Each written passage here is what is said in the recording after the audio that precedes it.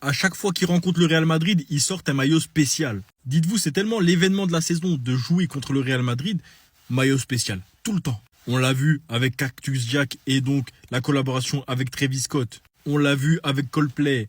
On l'a vu avec les Rolling Stones. À chaque fois, le Barça, en accord avec Spotify, ils changent leur sponsor et ils font un maillot spécifique pour le Real Madrid. Et vraiment, on peut le dire, c'est pour le Real Madrid. Cette année, ça va être avec Ed Sheeran. Voilà le design du maillot. Et voilà, après, quand on dit oui, pour certains clubs, gagner le Real Madrid, c'est comme gagner un trophée. Les gars, c'est réel. Ils se préparent à jouer le Real Madrid comme si c'était une finale où c'est que tu marques, tu sais, en finale, quand ils marquent tel jour, telle date, telle équipe pour affronter telle équipe. Et ben là, les gars, c'est la même chose. Dites-vous que dans le contrat entre le Barça et Spotify, en gros, réellement, il y a le Real Madrid qui est notifié dedans. Tout simplement. Ça parle du Real Madrid dans un contrat entre FC Barcelone et Spotify. Donc ouais, on peut le dire, les gars, on peut le dire. À chaque fois qu'on rencontre le Real Madrid, c'est un grand jour, jour de fête. On met un maillot spécifique. Maintenant, je l'accorde, c'est un classico, c'est un grand match, c'est deux grands clubs qui se rencontrent, etc. Mais ça arrive tout le temps, plusieurs fois dans la saison, chaque année. Même pour une finale de Coupe du Monde, on ne change pas les sponsors. En finale de Ligue des Champions, tu as les mêmes sponsors. À la limite, comme j'ai dit, il y a le nom des équipes avec leur logo et la date de la finale. Mais les gars, là, vraiment, c'est un honneur en fait. Merci. Dinguerie les frères, je vais jouer le Classico. Je vais porter le nouveau maillot spécial Classico édition Ed Sheeran. On revient pas. Je vais jouer contre le Real. Bah oui, parce qu'il n'y a pas le choix. Voilà la liste des blessés pour le Classico. Je vais jouer. Je vais le faire pour le peuple. Dans un premier temps, Rafinha est très incertain pour le Classico. Il essaye de faire tout le nécessaire pour revenir à temps. Malheureusement, il s'est pas remis comme prévu de sa blessure au biceps fémoral. Et il y a de grandes chances qu'il rate le Classico. Derrière, officiel, communiqué du club, le Barça annonce que Robert Lewandowski souffre d'une déchirure musculaire au niveau du biceps fémoral de la cuisse gauche. Absence de 3 semaines environ. Résultat des courses, on a Ter Stegen qui est pas là. Classique. Gavi, on savait. Dani Olmo qui a pas survécu à la trêve, qui sera donc indisponible. Rafinha pour le moment, il y a encore du doute qui plane autour de lui, mais ça m'étonnerait quand même très très fort qu'il soit disponible. Robert Lewandowski out. Lamine Yamal qui pourrait être de retour pour le Classico, mais on n'en sait pas réellement plus. Blessé, remis, pas remis, à tout moment il peut rechuter. Et Fermin qui à la base pourrait vraisemblablement être là et qui devrait même débuter le match face à Gérone. À voir si c'est pas trop tôt, à voir s'il débutera et à voir s'il se reblessera pas. Du coup, préparez-vous à voir la charnière Araujo Benbe. Voilà. Mais alors ce soir, il aura tout mélangé. Vraiment tout mélangé. C'est-à-dire que Hansi Flick l'a tellement bassiné avec son piège du hors-jeu que c'est devenu un automatisme déjà chez lui. Et aujourd'hui, il nous l'a littéralement tenté sous Didier Deschamps.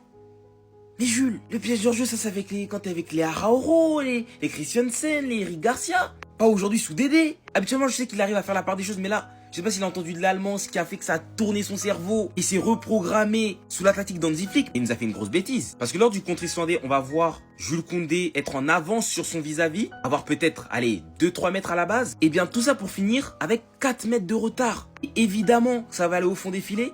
Tout ça parce qu'il aura tenté un piège du hors-jeu suicidaire à ce moment-là. On voit que le joueur islandais fait la passe dans le dos d'Upamecano en profondeur. On voit même l'orientation de son corps. Et à ce moment-là, il va tenter de faire un saut en retrait pour le mettre hors-jeu.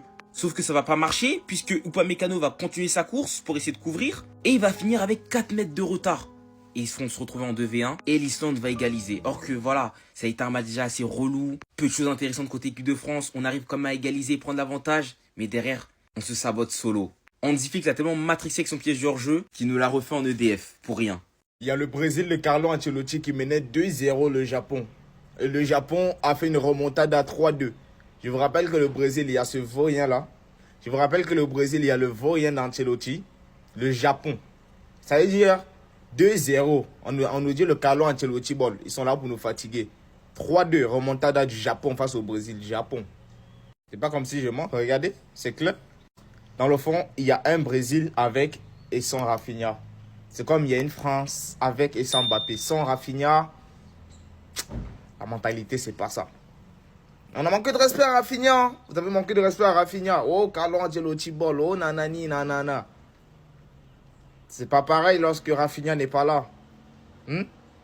Une nation comme ça, là, ils vont aller où? Nation de Ronaldinho, Roberto Carlos, Cafu, Marcelo, Dani Alves, Kaka. Ronaldo Nazario. Tu donnes ça à Carlo Ancelotti avec Vinicius. Oh. Match du Real contre le Barça. On sait avec quoi on va jouer comme maillot. Ed Sheeran a publié la vidéo, c'est officiel. Regardez-moi ce bijou, les gars. Regardez-moi ce sponsor avec écrit Play dessus. Le maillot, je ne sais pas s'il est déjà en vente ou s'il va être en vente. On sait déjà que ça va finir en sold out. En tout cas, je le trouve terrible. Dites-moi, vous en pensez quoi, les gars? Hansi Flick, il a complètement bousillé le cerveau de Koundé, le pauvre. Regardez ça, les gars. Contre-attaque pour le Cap-Vert. Koundé, dans le plus grand des calmes, et dans la logique des choses, d'ailleurs, regardez ce qu'il va faire. Tac, il va jouer leur jeu. Et le pire, c'est qu'il le fait très bien. Il le joue très bien, les gars. Sauf que là, Koundé, là, tu joues pas sous Hansi Flick. Tu joues pas sous une équipe du Barça, avec un jeu de possession, avec un jeu qui est censé être agréable à avoir joué. Tu joues sous Deschamps. Tu joues sous le Haram Ball. Tu joues sous un jeu vraiment qui est fait pour défendre. Un jeu qui est fait pour juste pour gagner, en fait, tout simplement. Un jeu pragmatique. Tu crois vraiment que tu peux te permettre de jouer le hors-jeu quand t'es sous Deschamps comme ça? Ah, les gars, franchement, j'ai de la peine pour lui, les frères. Ça doit tellement être difficile de jouer en sélection pour Didier Deschamps et en club pour Hansi Flick. Regardez, je dirais ça se paye cash, les gars. Là, Deschamps, il va détester Hansi Flick, les frères, voilà. Ça se paye cash pour l'équipe de France. Bref, change pas, Koundé. Continue comme ça. On s'en fout, c'est pas grave. Le principal, c'est que tu continues à jouer le hors-jeu correctement avec le Barça. C'est tout ce qui nous intéresse. Les gars, pourquoi personne n'a prévenu Koundé que c'était la trêve internationale? Il joue encore le hors-jeu. Regarde, il est en mode flickball. Et oui, mais l'alignement, c'est pas le même. Là, c'est pas le Barça, le hors-jeu, tu le payes cash, Koundé.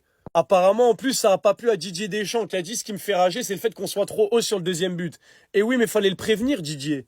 Par contre, ce genre de déclaration, là, les Islandais, c'est 2 tirs, 2 buts. Deschamps, tu vas faire des leçons à qui? Quand on braquait la Belgique en 2018 pour aller en finale de Coupe du Monde, tu faisais ce genre de déclaration?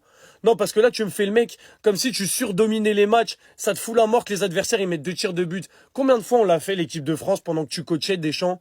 Combien de fois c'est arrivé avec l'équipe de France? En ajoutant des déclarations, en crachant sur l'arbitre directement après. Des fois, les arbitres doivent dormir. Mais avec la performance qu'on a pondue, tu te permets. Avec la performance qu'on a pondue tactiquement, dans l'envie, dans le physique, tu te permets de dire ça? Sérieux? Donc Didier, au-delà du fait que oui, Koundé croyait que c'était le flickball, donc il était beaucoup trop haut, ça on te l'accorde. Mais les Islandais, c'est 2 tirs, 2 buts. Quant à ce style de jeu-là, un style de jeu dégueu, qui se repose sur l'efficacité devant, et je dirais même j'espère qu'Mbappé va faire une grosse performance, sinon je suis dans la D. Voilà, pour moi c'est ça ta stratégie de jeu. Donc ce genre de déclaration Deschamps, on s'en passera. Surtout qu'on va se qualifier à la Coupe du Monde. Et pour un match nul contre l'Islande, ce genre d'énervement, non, en vrai, t'as un peu vécu pour les caméras là, frérot.